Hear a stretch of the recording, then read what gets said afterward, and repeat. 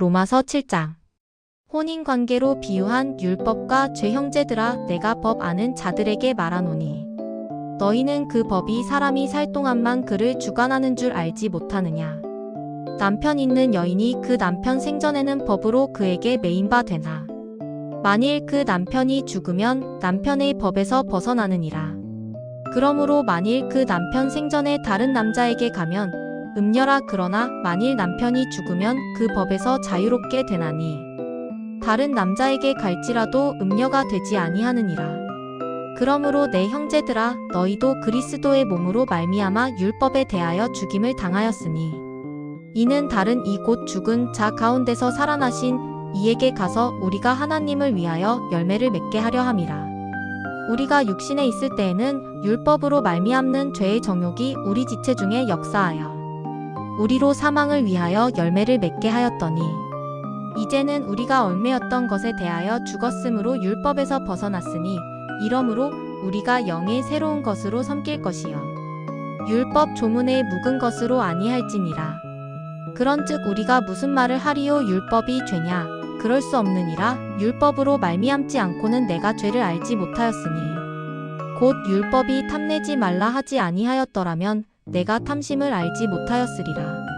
그러나 죄가 기회를 타서 계명으로 말미암아 내 속에서 온갖 탐심을 이루었나니 이는 율법이 없으면 죄가 죽은 것임이라.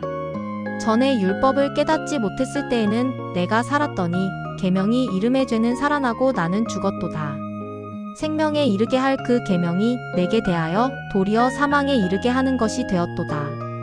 죄가 기회를 타서 계명으로 말미암아 나를 속이고 그것으로 나를 죽였는지라.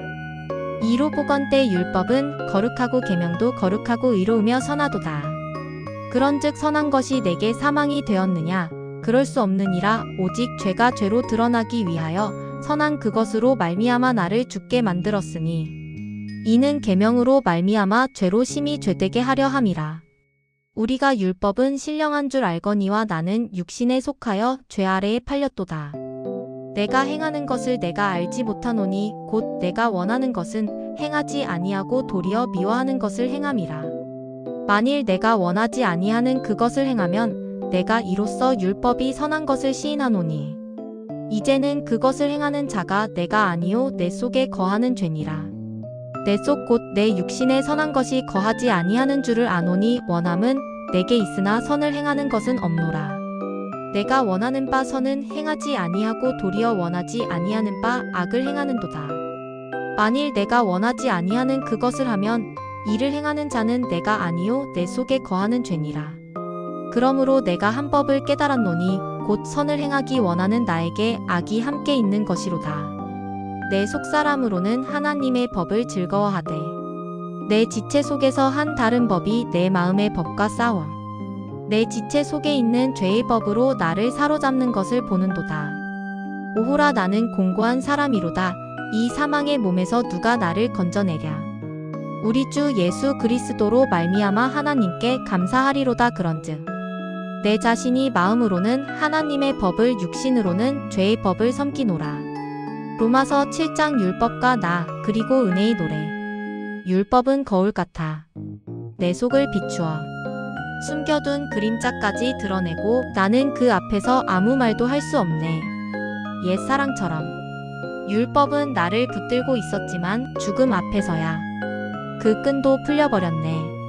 그래서 나는 새로운 신랑 부활하신 분의 품 안으로 자유롭게 걸어올 수 있었지. 그러나 내 안에는 여전히 두 개의 마음이 살고 있었네. 한 마음은 선을 사랑하나 다른 마음은 죄의 부름을 따라 어두운 골목으로 달려가려 하네. 율법이 오기 전엔 죄는 잠자고 있었지만 말씀이 하지 말라 속삭이자 잠든 괴물은 눈을 뜨고 나를 삼키려 했지. 나는 알았네. 문제가 된 것은 율법이 아니라 내 속에 둥지를 튼 죄였다는 것을. 오, 나는 마음으로는 하나님을 기뻐하건만 내 지체는 또 다른 법의 군대처럼 나를 사로잡아 끌고 다니네.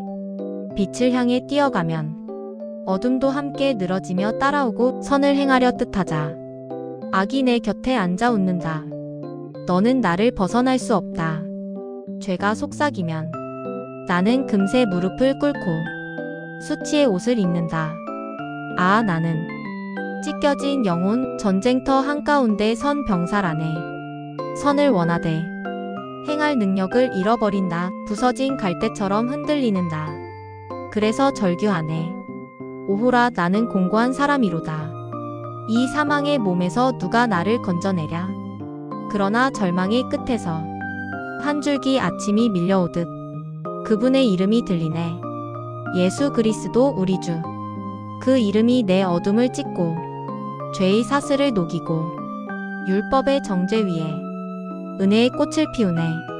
나는 더 이상 패배한 병사로 서 있지 않고 구원받은 자로 새 생명의 숨을 쉼네. 마침내 나는 알았네. 율법이 나를 죽음으로 몰았던 것이 아니라 은혜가 나를 생명으로 이끄셨다는 것을.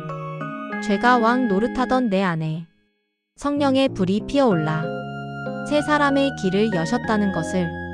그리고 나는 오늘도 고백하네. 감사하리로다. 예수 그리스도로 말미암아. 본문 로마서 7장. 주제 율법 아래 죽고 그리스도 안에 사는 삶. 서론 구원받은 성도의 질문. 사랑하는 성도 여러분, 로마서 7장은 우리가 신앙생활에서 가장 자주 부딪히는 질문을 던집니다. 구원받았는데 왜 여전히 죄와 싸워야 하는가? 새 사람이 되었는데 왜 옛사람의 소리가 들리는가? 바울은 2장에서 구원의 현장감을 보여줍니다. 하나님께 의롭다 하심을 받은 성도라 할지라도 이 땅에 살아가는 동안 성화의 전쟁터를 지나가야 한다는 사실입니다. 1절에서 6절 율법과의 관계 변화 죽음이 가져온 자유. 1. 율법은 본래 선하다. 기억해야 할 것은 율법 그 자체는 본래 선하다는 사실입니다. 율법은 거룩하고 의롭고 선합니다. 문제는 율법 자체가 아니라 율법 아래 살아가는 우리 인간의 죄성에 있다는 것이죠. 이 바울의 비유 결혼관계 1절에서 3절. 바울은 결혼관계라는 익숙한 비유를 사용합니다. 남편이 살아있는 동안에는 다른 남자와 관계를 맺으면 간음이 되지만 남편이 죽으면 더 이상 율법에 매이지 않고 자유롭게 다른 남자와 결혼할 수 있습니다. 중요한 질문은 누가 죽었는가? 율법이 죽은 것이 아니라 우리가 죽었다는 사실입니다. 3, 4절 복음의 핵심. 로마서 7장 4절은 복음의 핵심을 찌르는 말씀입니다. 그러므로 내 형제들아 너희도 그리스도의 몸으로 말미암아 율법에 대하여 죽임을 당하였으니 우리가 율법에 대하여 죽었기에 더 이상 율법 아래 살지 않고 부활하신 그리스도와 연합하여 새로운 삶을 살게 된 것입니다. 4, 6절 성화의 새로운 방식. 6절 말씀을 볼까요? 이제는 우리가 얽매였던 것에 대하여 죽었으므로 율법에서 벗어났으니 이제 우리는 율법을 지켜 의롭다함을 얻으려는 낡은 방식, 즉 율법주의에서 벗어나 성령의 능력으로 순종하는 새로운 방식으로 하나님을 섬기게 되었습니다. 율법의 조문이 아니라 성령의 인도하심을 따라 자발적으로 하나님을 섬기는 삶을 살게 된 것입니다. 7절에서 13절 율법의 역할 죄를 드러내는 거울. 1. 바울의 질문. 바울은 질문을 던집니다. 그런즉 율법이 죄냐? 결코 그럴 수 없느니라. 율법은 죄가 아닙니다. 오히려 율법은 죄를 죄로 드러내는 밝은 빛과 같습니다. 율법이 없다면 우리는 무엇이 죄인지조차 알 수 없겠죠. 이 율법의 밝은 빛 앞에서 드러나는 죄성. 바울은 예를 들어 설명합니다. 탐내지 말라는 계명이 없었다면 탐심이 죄인 줄 몰랐을 것입니다. 그러나 탐내지 말라는 계명이 주어지자 죄가 기회를 타서 더욱 큰 욕망을 일으켰습니다. 율법은 마치 죄의 아지트에 빛을 비추어 숨어있던 죄가 꿈틀대도록 만드는 것과 같습니다. 33절 율법의 목적. 그렇다면 율법의 목적은 무엇일까요? 13절은 분명하게 밝힙니다. 오직 죄가 죄로 말미암아 극히 죄되게 하려 함이니라. 율법은 우리를 구원하는 길이 아니라 우리에게 구원의 필요성을 깨닫게 하는 길입니다. 율법은 우리를 예수 그리스도께로 인도하는 몽학선생과 같은 역할을 합니다. 갈라디아서 3장 24절. 14절에서 25절 재생산되는 내적 갈등 옛사람과 새사람의 전쟁. 로마서 7장의 핵심인 14절부터 25절까지의 말씀을 살펴보겠습니다. 이 부분은 모든 성도의 심장을 깊이 울리는 내용입니다. 바울은 자신의 내면에서 끊임없이 벌어지는 영적 전쟁을 고백합니다. 14절에서 17절 이중적 존재의 고백. 원함은 내게 있으나 선을 행하는 것을 찾지 못하노라. 바울이 이런 고백을 하는 것은 그가 구원받지 못했기 때문이 아닙니다. 오히려 성령으로 거듭났기에 죄를 죄로 인식하고 그 죄와 싸우는 갈등이 발생하는 것입니다. 바울은 죄는 나와 함께 살고 있다고 고백합니다. 나는 선을 원한다는 것은 새 사람의 의지이고 그러나 행하지 못한다는 것은 옛사람의 강력한 끌어당김입니다. 구원받은 성도의 삶은 죄로부터의 전쟁이 사라지는 것이 아니라 전쟁의 방향이 바뀌는 것입니다. 이제는 죄와 싸우고 싶어지는 것이지요. 18절에서 20절 인간 본성의 무력함. 내 속 곧 내 육신에 선한 것이 거하지 아니하는 줄 아노니 육신은 어디까지나 육신일 뿐입니다. 스스로 선한 것을 생산해낼 능력이 없습니다. 바울은 나는 나 자신을 구원할 능력이 없다고 고백합니다. 21절에서 23절 두 법의 충돌. 바울은 자신의 안에 두 가지 법이 있다고 말합니다. 첫째는 마음의 법, 즉 하나님을 기뻐하는 거듭난 마음입니다. 둘째는 지체 안의 죄의 법, 즉 끊임없이 우리를 끌어내리려는 죄성입니다. 이 두 법은 결코 화해할 수 없습니다. 성도의 내면은 평생 동안 이 두 깃발 아래에서 끊임없이 싸우는 전쟁터와 같습니다. 24절 인간의 절규. 바울의 절규는 인류 전체의 절규입니다. 오호라 나는 공고한 사람이로다. 이 사망의 몸에서 누가 나를 건져내랴. 이 절규는 절망이 아니라 오히려 구원을 향한 간절한 탄식입니다. 25절 감사의 폭발. 그러나 로마서 7장은 절망으로 끝나지 않습니다. 예수 그리스도의 구원의 길이 선포됩니다. 우리 주 예수 그리스도로 말미암아 하나님께 감사하리로다.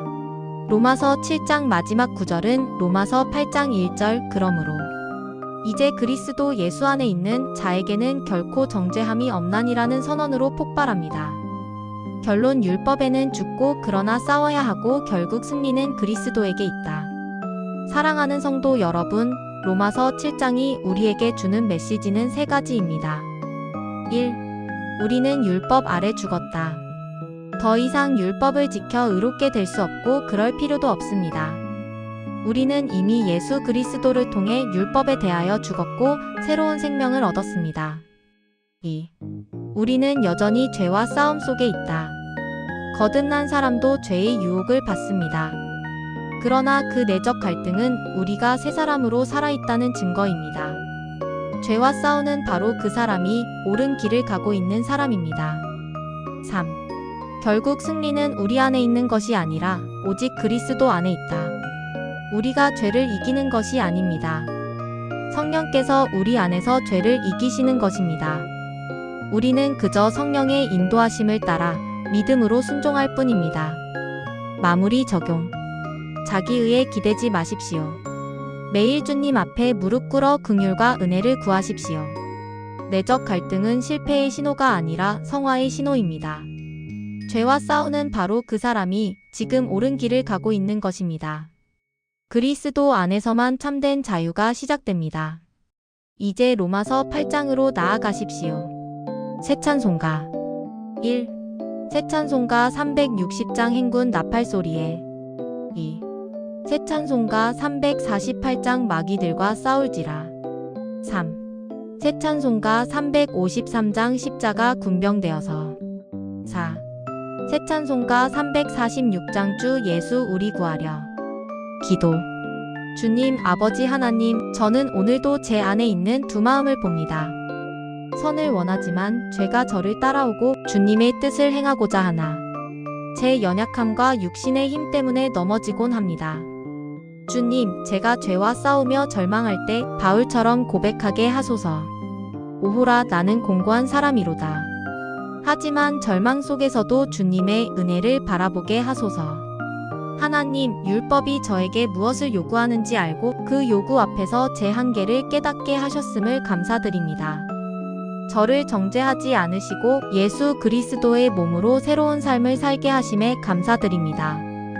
성령님, 제 마음속에 새 사람을 살게 하시고 옛 사람의 죄성과 싸우면서도 주님 안에서 승리할 능력을 주소서. 제가 매 순간 주님께 의지하며 죄의 유혹 앞에서 넘어지지 않고 주님께서 주시는 자유와 생명을 누리게 하소서. 예수 그리스도의 이름으로 감사하며 기도드립니다. 아멘.